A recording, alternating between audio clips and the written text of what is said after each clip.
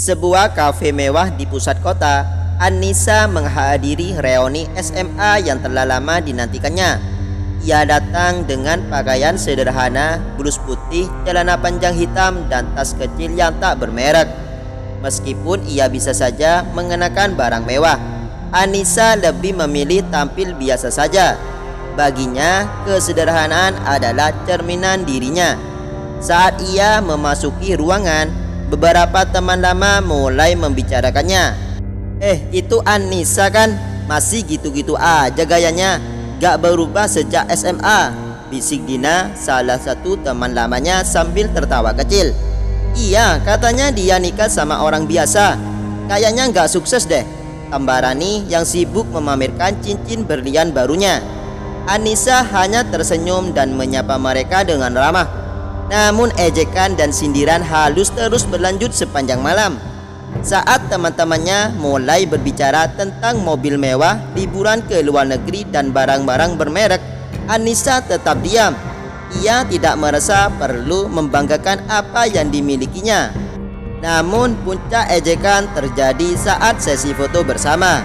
Annisa, kamu berdiri di depan aja ya. Kamu kan kecil dan gak terlalu mencolok, hehehe, kata Dina dengan nada mengejek.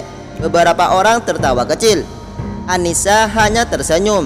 Di dalam hatinya ia berkata, biarkan mereka berbicara, aku tidak perlu membuktikan apa-apa kepada siapapun. Malam itu ia pulang lebih awal. Saat tiba di rumah, suaminya Faris sudah menunggunya. Faris adalah CEO dari salah satu perusahaan teknologi terbesar di Asia dan dikenal sebagai salah satu pria terkaya di Indonesia. Namun ia tetap rendah hati dan sangat mencintai Annisa. Kamu kelihatan lelah, ada apa? Tanya Faris sambil menyuguhkan teh hangat. Annisa menceritakan kejadian di reuni. Faris mendengarkan dengan penuh perhatian, lalu tersenyum. Kamu luar biasa, Nisa. Kamu tidak perlu membuktikan kekayaan atau status kepada siapapun. Orang-orang yang benar-benar mengenalmu akan melihat nilai dirimu yang sebenarnya. Seminggu kemudian, Annisa mendapat undangan dari salah satu temannya untuk menghadiri acara amal yang diadakan oleh alumni. Ia memutuskan untuk datang kali ini bersama Faris. Ketika pasangan itu memasuki ruangan, semua mata langsung tertuju pada Faris. Beberapa orang terkejut menyadari siapa suami Annisa.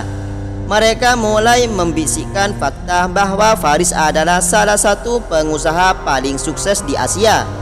Di tengah acara, MC mengundang Annisa ke atas panggung untuk memberikan pidato singkat karena ia ternyata salah satu donatur terbesar malam itu. Annisa dengan tenang berbicara, saya percaya bahwa keberhasilan seseorang tidak hanya diukur dari apa yang mereka miliki, tetapi dari apa yang bisa mereka berikan kepada orang lain. Saya berharap kita semua bisa saling mendukung, bukan saling merendahkan. Ruangan hening, kata-katanya menusuk hati beberapa orang yang sebelumnya mengejeknya. Dina dan Rani hanya bisa menunduk malu. Setelah acara selesai, beberapa teman menghampiri Annisa untuk meminta maaf. Annisa dengan tulus memaafkan mereka.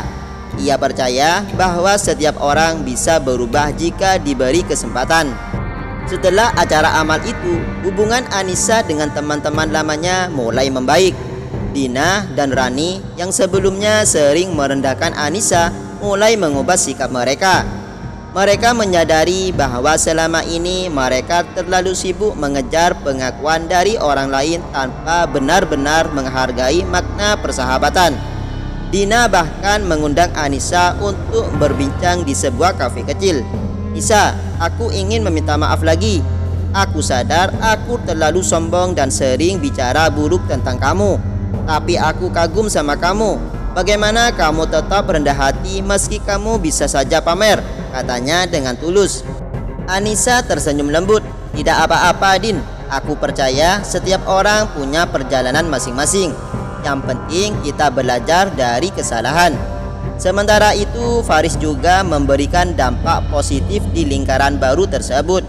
Ia mengundang beberapa alumni untuk berkolaborasi dalam proyek sosial yang fokus pada pendidikan. Anissa sebagai pendukung utama Faris ikut terlibat aktif. Ia mengusulkan program beasiswa untuk anak-anak dari keluarga kurang mampu yang bermimpi melanjutkan pendidikan tinggi.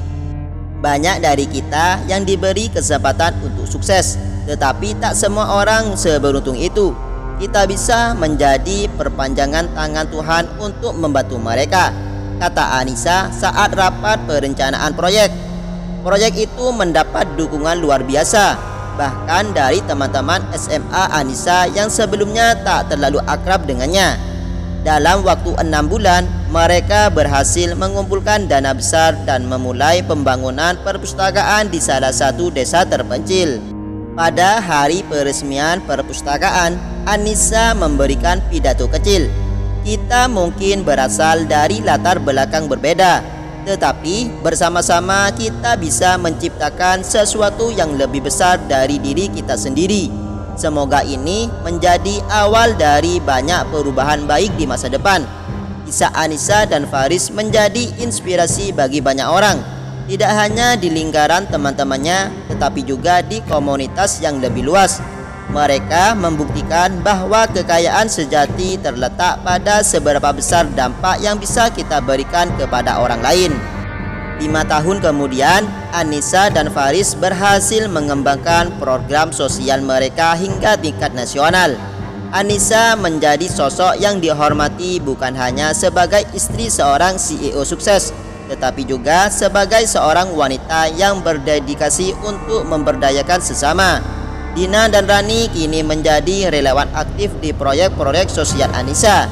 Mereka tidak hanya berubah menjadi pribadi yang lebih rendah hati, tetapi juga menemukan kebahagiaan sejati dalam membantu orang lain. Pesan moral tambahan, hidup bukan tentang berlomba menjadi yang paling terlihat, tetapi tentang menjadi yang paling bermanfaat. Ketulusan, kerendahan hati, dan keinginan untuk membantu sesama adalah nilai-nilai yang akan meninggalkan jejak abadi di hati orang lain. Pesan moral, jangan pernah menilai seseorang dari penampilan luar atau apa yang terlihat. Kehidupan seseorang lebih dari sekadar benda atau status yang mereka miliki. Yang terpenting adalah bagaimana seseorang memancarkan kebaikan, kerendahan hati, dan kontribusinya kepada orang lain. Kesederhanaan dan ketulusan adalah kekayaan sejati yang tidak bisa dibeli dengan uang.